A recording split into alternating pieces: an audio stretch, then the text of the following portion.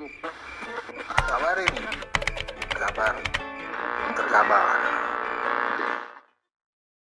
Yang akan disampaikan oleh Menteri Keuangan Republik Indonesia. Kepada yang kami hormati Ibu Sri Mulyani Indrawati, kami silakan.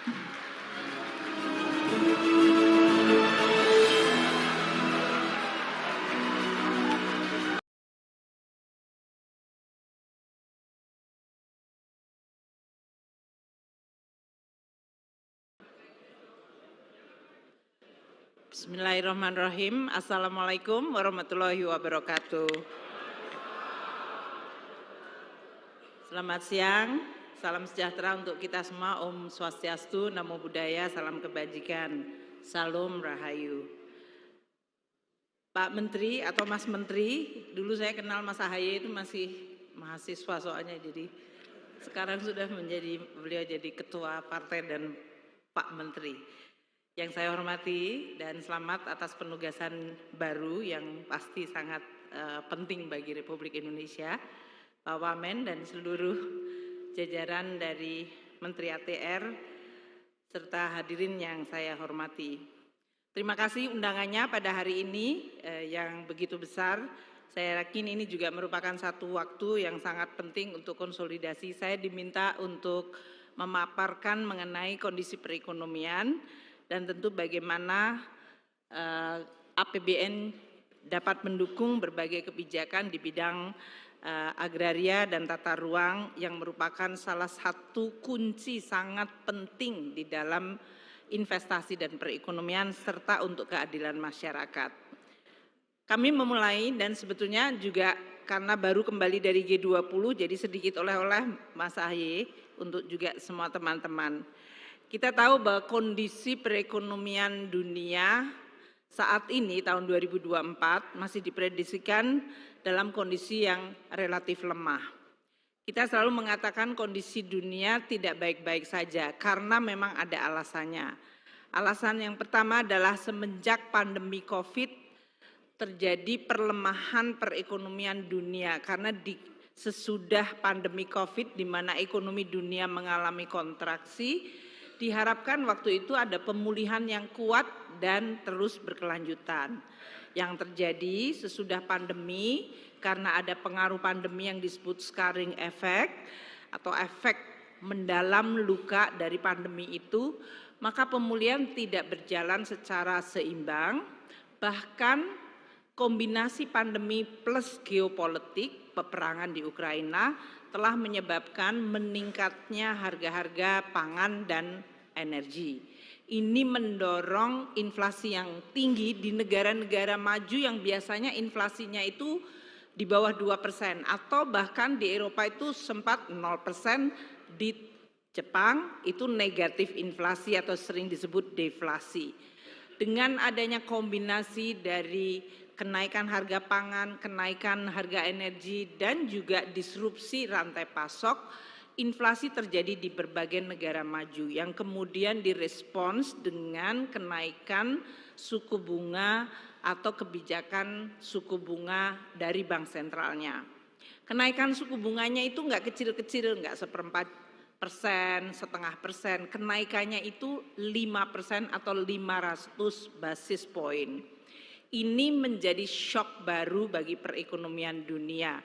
Sehingga kalau negara maju saja sekarang suku bunganya di atas 5% menyebabkan tightening liquidities atau likuiditas yang mengetat dan capital modal itu cenderung kemudian keluar karena seperti menyedot dari capital itu dari negara-negara berkembang dan negara emerging.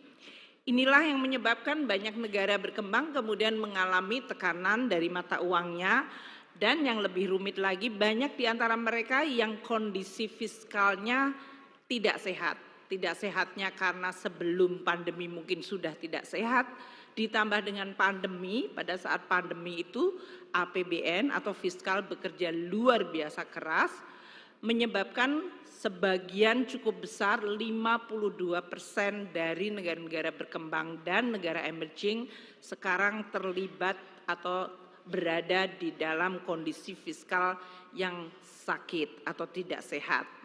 Inilah situasi dunia yang tidak baik-baik saja. Higher for longer yang tadi saya sampaikan itu adalah bukan pertumbuhan ekonomi, tapi suku bunga yang meningkat dan tetap tinggi sampai tahun 2024, menyebabkan investasi tertekan, capital outflow. Di sisi lain, dunia juga dihadapkan pada tantangan perubahan iklim.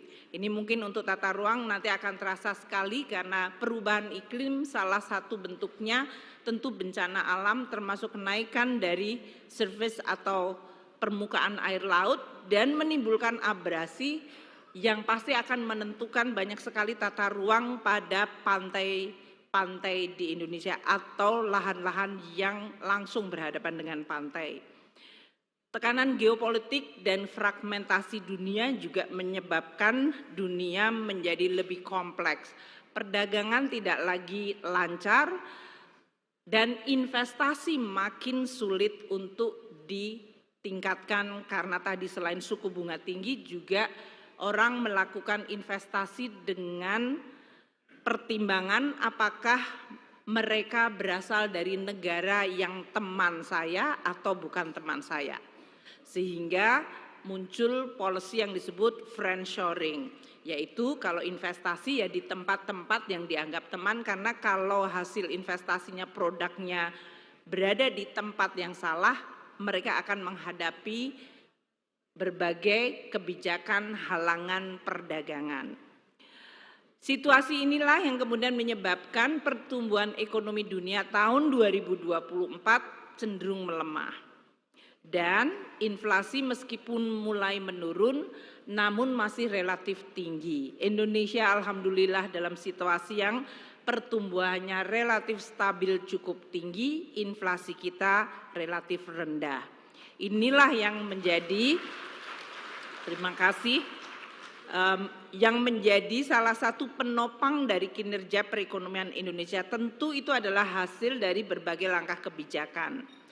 Dari kegiatan disrupsi dan kondisi global yang tidak mudah, di seluruh dunia sekarang kegiatan manufaktur cenderung mengalami kondisi kontraksi. 47,6% negara-negara yang disurvei ini PMI atau manufacturing index, product manufacturing index mereka di zona kontraksi. Di bawah 50 itu artinya kegiatan manufaktur mereka menurun dan ini terjadi di 47,6% dari negara mana saja. Eropa paling banyak terhantam, Jerman yang biasanya manufaktur sektornya adalah yang kuat, dia mengalami kontraksi karena masalah harga energi naik, perang Ukraina yang ada di dalam bordernya. Perancis mengalami hal yang sama, Italia, Inggris, Jepang, Thailand, Malaysia, Kanada, dan Australia. Ini adalah kontraksi PMI yang sudah beberapa bulan berturut-turut, jadi tidak hanya 1 bulan kemudian naik.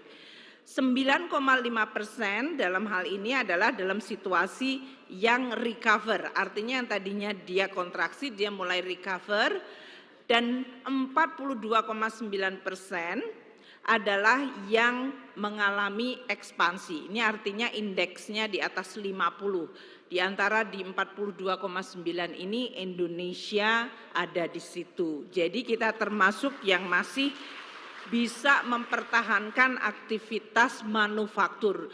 Jangan lupa manufaktur itu penting sekali karena dia create job dan dia adalah sektor pembayar pajak terbesar untuk Indonesia. Jadi kalau manufaktur sektor kita tidak sehat, maka penerimaan negara tidak sehat, maka program-program pemerintah yang lain yang sangat membutuhkan dukungan APBN juga tidak akan bisa jalan. Nah, situasi yang lemah di dunia dan cenderung bergolak, Indonesia dalam situasi pertumbuhan ekonominya stabil dan resilient atau bertahan. 5% selama 2 tahun atau 4 kuartal berturut-turut. Ini adalah sesuatu yang luar biasa. Karena jangan lupa ini tidak terjadi dalam suasana dunia biasa-biasa saja. Pertumbuhan ini sangat ditentukan oleh tadi investasi. Investasi ditentukan oleh suku bunga. Suku bunganya melonjak sampai 500 basis point. Tentu ini menunjukkan bahwa Indonesia mampu untuk bertahan dari gejolak dan shock yang sangat besar. Semua sektor kita tumbuh cukup baik dan positif. Ini artinya perekonomian Indonesia bisa bertahan dan sektor-sektor yang terhantam akibat pandemi juga sudah mulai pulih. Transportasi, hotel, restoran, itu semuanya jasa-jasa yang sudah cukup pulih secara sepenuhnya. Banyak negara dan banyak sektor di negara-negara lain itu akibat pandemi masih belum pulih sepenuhnya. Ini yang disebut tadi scarring effect. Ada orang menyebutnya long COVID, itu untuk orang dari sisi kesehatan. Tapi ekonomi juga banyak yang mengalami long COVID. Artinya dampaknya membebani dan belum bisa memulihkan secara penuh. Neraca perdagangan Indonesia menunjukkan tren yang tetap baik, surplus. Ini menggambarkan ekspor kita dikurangi import kita dalam posisi positif. Itu artinya balance atau keseimbangan perdagangan kita positif. Cadangan devisa masuk, karena kalau kita import berarti devisa kita keluar, kalau kita ekspor kita mendapatkan devisa. Cadangan devisa yang baik akan menopang stabilitas dari nilai tukar yang stabil akan memberikan juga dampak terhadap inflasi dan kepastian dari usaha. Namun kita juga lihat bahwa neraca perdagangan yang positif itu tidak bisa kita anggap sebagai sesuatu yang akan konstan. Karena persaingan antar negara luar biasa sangat keras dan juga dunia yang mengalami perlemahan akan menyebabkan ekspor kita juga melemah karena permintaan mereka terhadap barang-barang dan jasa Indonesia juga akan menurun. Ini yang harus kita waspadai. Kita lihat saja dengan dunia yang melemah, komoditas harganya menurun sangat tajam. Batu bara turun hampir 60%, CPO kita turun sekitar 30%. Dan ini mempengaruhi ekonomi, mempengaruhi APBN. Kalau kita masih bisa pesta demokrasi dan semua pertumbuhannya baik, berarti ini merupakan suatu hasil kebijakan dan kerja keras yang luar biasa. Kinerja dari pasar keuangan Indonesia juga tetap resilient. Tadi saya sebutkan suku bunga di negara maju itu seperti vacuum cleaner yang menyedot. Kita lihat di Indonesia, kita juga terkena kondisi pada tahun 2023 antara Agustus hingga Oktober. Itu capital outflow terjadi, itu yang di bawah tengah. Dan itu menekan berbagai hal. Ini yang menyebabkan kita akan terus berhati-hati. Saat ini Indonesia sudah mengalami capital inflow, baik mereka membeli saham maupun membeli surat berharga negara. Capital inflow dalam bentuk foreign direct investment, hal yang lain lagi yang perlu untuk tetap kita tingkatkan. Dengan stabilitas capital, maka nilai tukar kita relatif baik. Pertumbuhan ekonomi kita yang cukup baik ini telah menurunkan angka pengangguran dan angka kemiskinan. Jangan lupa bahwa kita bertujuan dan berkeinginan untuk tahun 2024 ini angka kemiskinan ekstrim, bukan kemiskinan headline yang di sini, itu untuk turun mendekati 0%. Ini kita sudah dapat momentumnya sesudah pandemi yang sempat naik, kemudian mulai menurun lagi. Dan kita perlu mengakselerasi agar pertumbuhan ekonomi bisa dirasakan pemerataannya. Pro-growth, pro-poor, ini kan tempatnya Pak AHY selalu begitu, pro-growth, pro-poor, dan pro-job. Ini jadi growth kita meng-create job, makanya unemployment turun, dan growth kita juga menurunkan kemiskinan, makanya growth yang pro-poor. Harus terus dijaga momentum kualitas dari pertumbuhan. Pertumbuhan ekonomi di seluruh kawasan kita cukup merata. Kita lihat berbagai kawasan Sumatera sekarang di 4,7 dan dalam posisi naik. Dengan selesainya banyak penggalan jalan tol utara selatan diharapkan kegiatan investasi dan ekonomi. Kalimantan tentu juga meningkat. Selain proyek IKN, mereka juga mendapatkan manfaat dari commodity boom. Bali sudah recover, Pulau Jawa pertumbuhannya menjadi 5% relatif sama dengan nasional.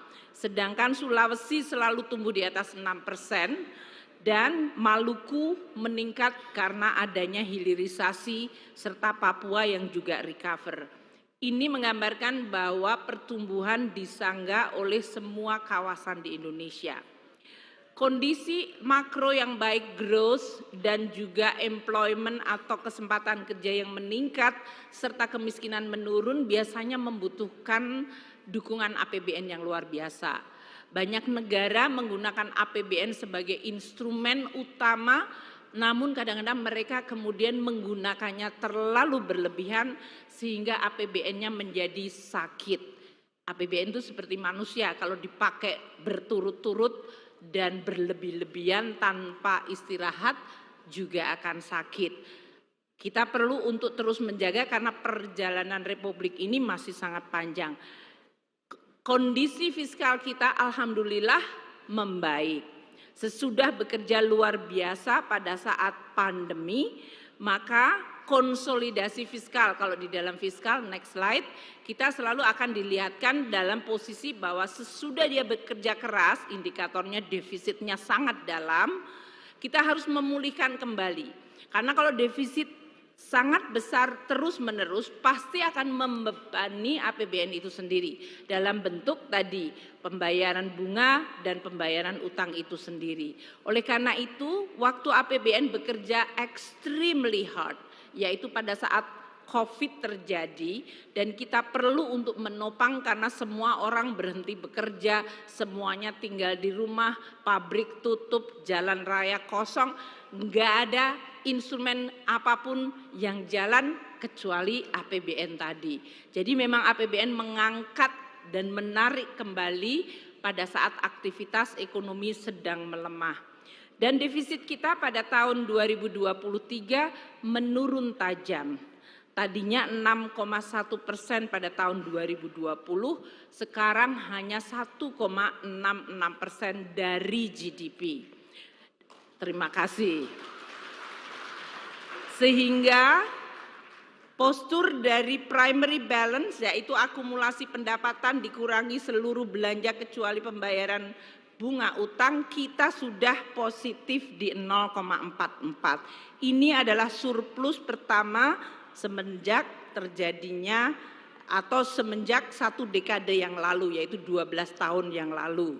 Dulu saya di bawah Pak SBY, kerjaan saya juga harus membuat supaya fiscal balance-nya itu menjadi positif. Jadi sama pekerjaan Menteri Keuangan yang memang harus menjaga APBN menjadi instrumen yang sehat berkelanjutan.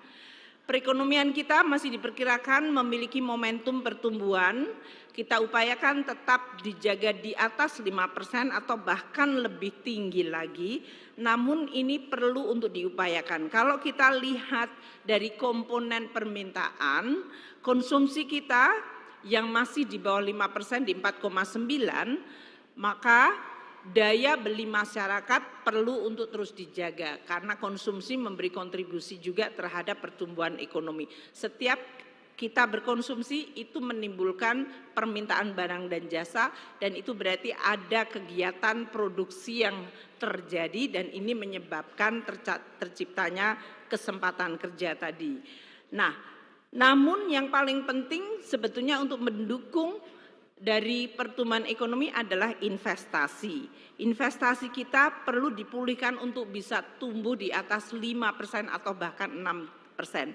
Kalau di dalam tabel ini namanya PMTB, pembentukan modal domestik bruto, itu yang menggambarkan mengenai jumlah investasi yang meningkat di Indonesia.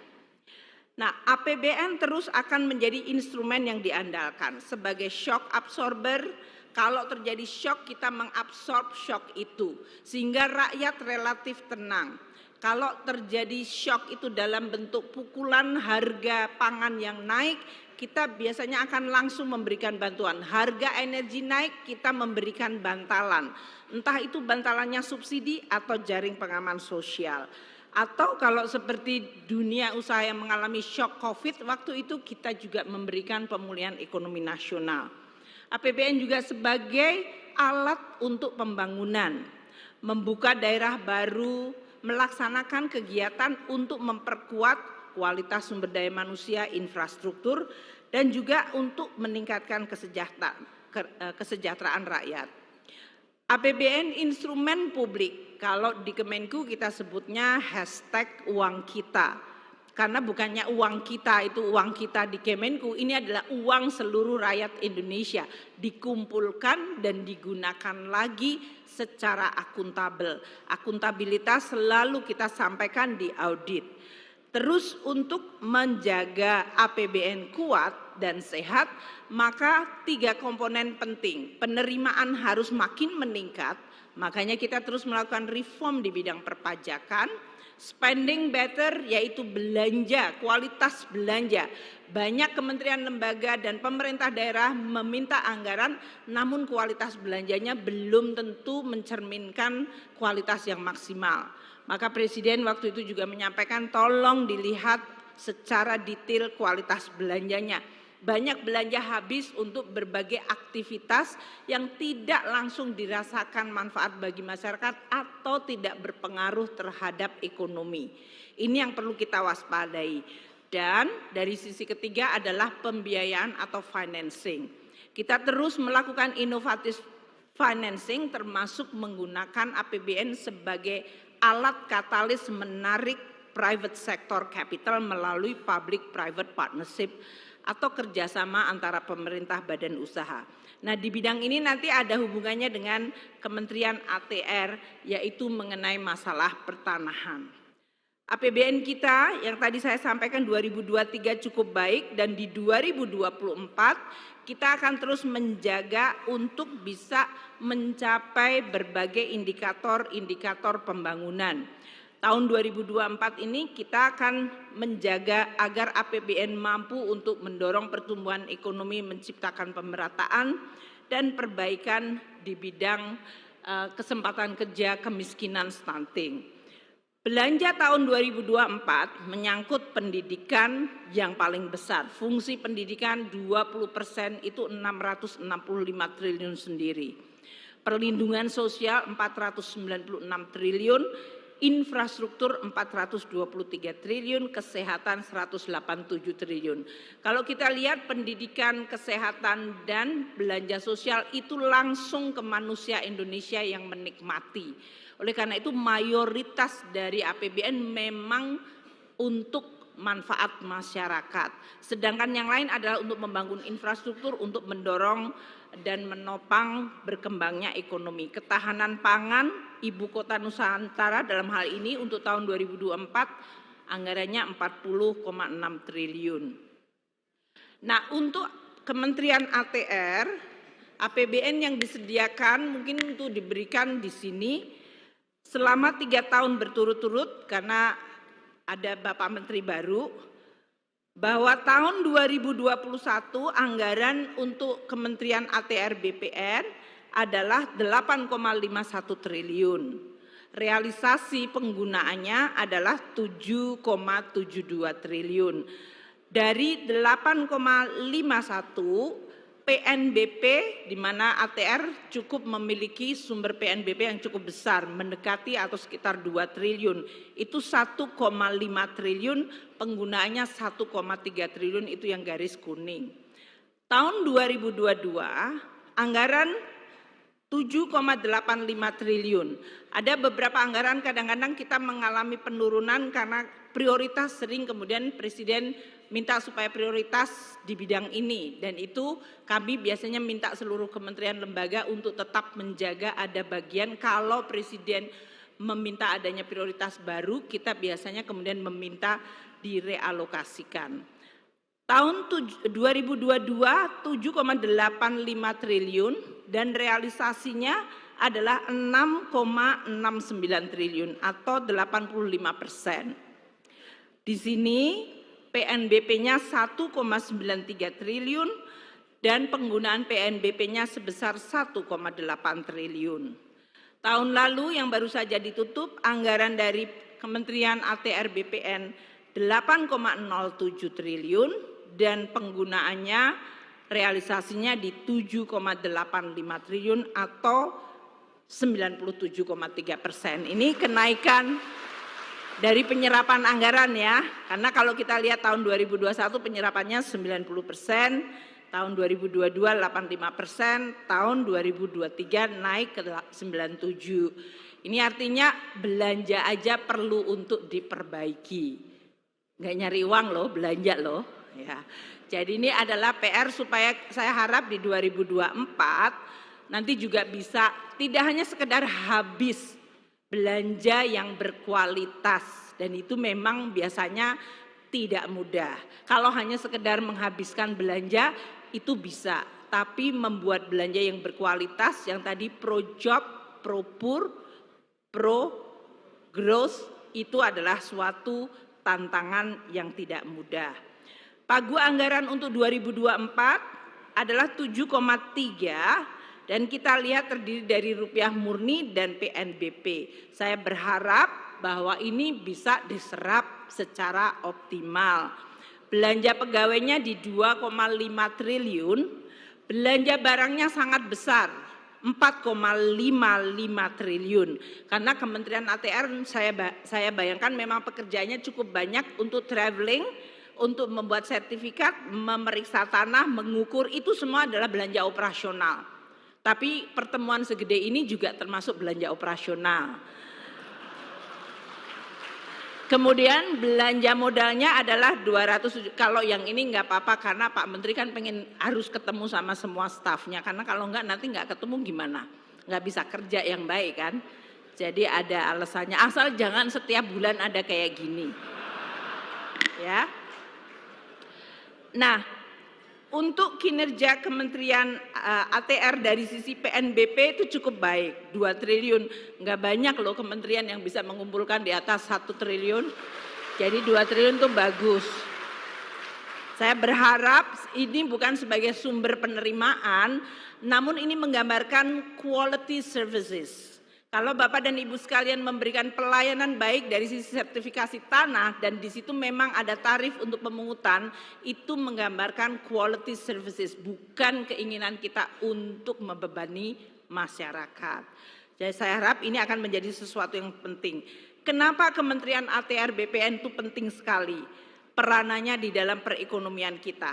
Indonesia ingin mencapai Indonesia maju, yaitu 2045. Mencapai 2045 tidak mungkin tanpa pertumbuhan ekonomi yang tinggi dan berkualitas.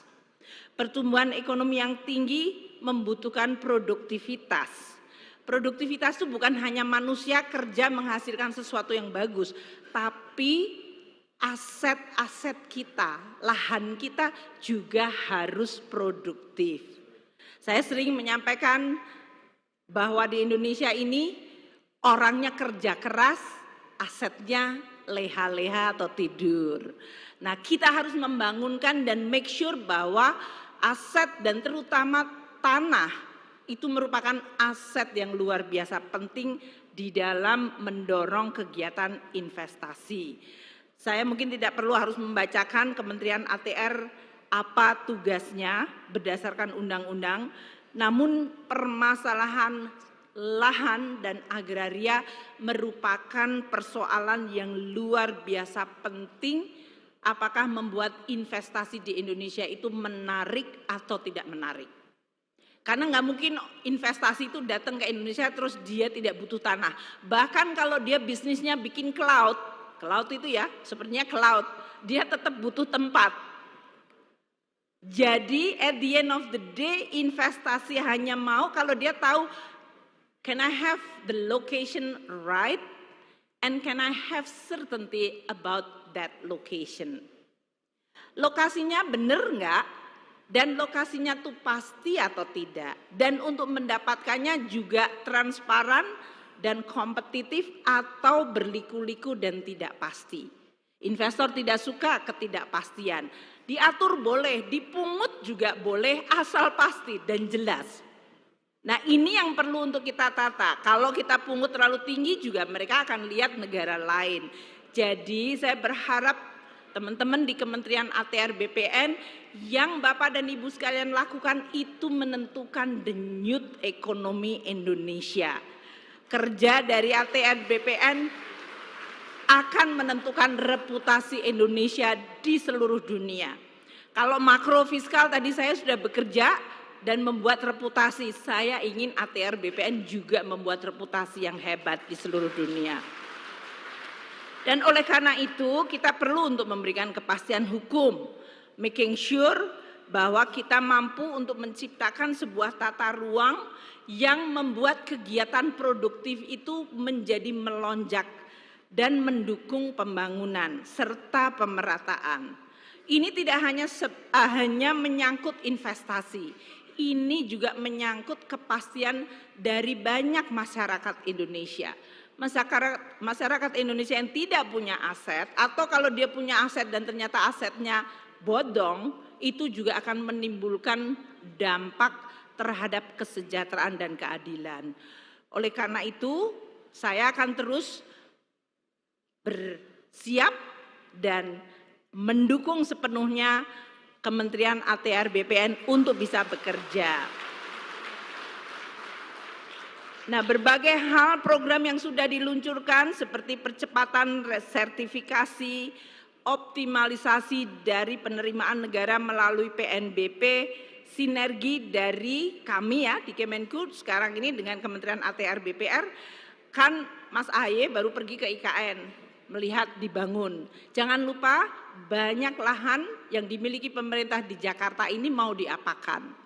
Jadi kita mulai berpikir dan mulai bersinergi di dalam nanti pemanfaatan aset di dalam rangka pemindahan ibu kota negara. Ini sinergi di level teknis sudah sering dilakukan, kami berterima kasih sangat bagus. Selama ini Kementerian ATR BPN juga banyak mendukung pada saat kita membangun proyek strategis nasional yang membutuhkan lahan dan kepastian. Karena sering kita sudah menganggarkan tapi lahannya nggak bisa dibebaskan sehingga anggarannya menjadi tidak terserap tadi. Sehingga balik lagi. Kecepatan dan kepastian menjadi sangat penting. Di bidang kelapa sawit kita juga sedang menata saat ini mengenai lahannya milik perkebunan mana sehingga mereka makin bisa dipastikan produksinya berapa dan kewajiban perpajakannya berapa. Karena sawit termasuk salah satu penyumbang pajak yang sangat penting. Juga dari sisi sinergi pengurangan kemiskinan melalui program reform agraria. Ini sangat-sangat penting. Banyak negara yang pertumbuhannya tinggi tapi kemudian memunculkan ketimpangan karena pertumbuhan tinggi hanya didrive oleh capital yang besar. Rakyatnya tidak mengalami. Indonesia melakukan reform agraria dan ini motornya yang utama adalah Kementerian ATR BPN. Bapak dan Ibu sekalian adalah para pendekar yang mendeliver keadilan. Luar biasa. Jadi mohon ini akan membuat kita bisa menjadi negara yang tetap tumbuh tinggi namun pemerataan dan kemiskinan turun. Kami berterima kasih bahwa Kementerian ATR BPN itu bekerja sama dengan Kementerian Keuangan untuk sertifikasi dari barang milik negara. Bayangkan, negara kita punya tanah tapi belum semuanya tersertifikasi. Saya dulu joke, karena dulu Istana Negara itu juga belum disertifikat. Jadi saya takut kalau nanti keturunannya Dendels datang bilang itu istana punya saya gitu. Ya kan? Alhamdulillah sudah barang-barang yang penting. Sekarang ini 90.618 dari nomor identifikasi dari aset negara, baru 69,7% tanah ini ya yang bersertifikat. Nah sisanya tahun ini nih Pak Menteri AHY. Jadi kami mohon kalau bisa dikebut supaya akhir tahun ini seluruh barang milik negara terutama tanah bisa 100% bersertifikat. Targetnya banyak loh Bapak dan Ibu sekalian, jangan tepuk tangan dulu. 54.445 bidang tanah. Beneran ini? Kan boleh kan? 54.445 bidang tanah. Ya, bisa kan? Selesai enggak? Ya, gitu dong, seneng kita jadinya. Dan kita berharap kita bisa menyelesaikan program Satu Peta. Saya juga berterima kasih karena Menteri ATR BPN dan sekarang Pak Menteri yang sebelumnya menjadi Menko Polhukam. Kita tuh bersinergi sangat baik untuk informasi mengenai data pengelolaan aset ex-BLBI. Ini kejadiannya krisis 97-98 waktu Bapak Presiden SBY, beliau menjadi presiden juga berusaha untuk mengembalikan aset BLBI. Sampai sekarang zaman Pak Jokowi kita coba untuk kembalikan aset-aset ini. Ada 43,5 juta meter persegi perolehan aset kita dari ex-BLBI dan kita juga dapat pengembalian 35,8 triliun. Ini masih kira-kira 30% dari utang BLBI yang sekitar 110 triliun. Nah, tentu saya berharap kita akan terus untuk bekerja sama membereskan berbagai aset BLBI ini untuk kemudian bisa dipastikan apakah digunakan untuk negara atau bahkan kadang kita bisa hibahkan ke daerah atau untuk tujuan yang lain. Peranan dari ATR BPN adalah sangat penting dan saya dalam kesempatan yang baik ini di hadapan Bapak Ibu sekalian dan Pak Menteri AHY ingin berterima kasih bahwa seluruh program-program yang Kementerian Keuangan juga memiliki interest langsung terus bisa dilakukan, termasuk proyek strategis nasional. Di sini kita lihat bahwa proyek-proyek strategis nasional yang kecepatannya hanya sangat tergantung sering adalah dari pembebasan tanah dan konstruksinya. Entah bendungan, entah jalan, entah berbagai hal yang lain, itu hanya bisa. Infrastruktur yang tadi anggarannya 400 triliun lebih, itu biasanya juga sangat tergantung dari kecepatan dari pembebasan tanahnya. Oleh karena itu, ini adalah sebuah hasil karya yang sesuai dengan cita-cita para pendiri bangsa kita. Tanah air Indonesia ini adalah tanah air kita semua. Bukannya dibagi sama rata ya. Tapi tanah air ini adalah milik untuk kita bisa karyakan dan bisa menghasilkan manfaat bagi rakyat Indonesia. Ini bukan tanah hanya sekelompok berdasarkan suku, agama, bukan berdasarkan suatu hal-hal yang sifatnya adalah apa yang disebut di sini adalah golongan, namun ini adalah merupakan tanah kita bersama di mana seluruh rakyat Indonesia patut untuk mendapatkan manfaat dalam bentuk pengelolaan dan pemanfaatan aset yang maksimal untuk kembali menjadi kesejahteraan rakyat. Saya rasa ini adalah pesan yang luar biasa penting. Sekali lagi saya ingin menyampaikan terima kasih kepada seluruh Kementerian ATR, BPR, dan Pak Menteri AHY atas kerjasama yang luar biasa. Kerja keras ini adalah menggambarkan kecintaan kita pada Indonesia. Jangan pernah lelah mencintai Indonesia. Ayo kita bersama-sama bekerja untuk memberikan kontribusi positif. Terima kasih. Wassalamualaikum warahmatullahi wabarakatuh.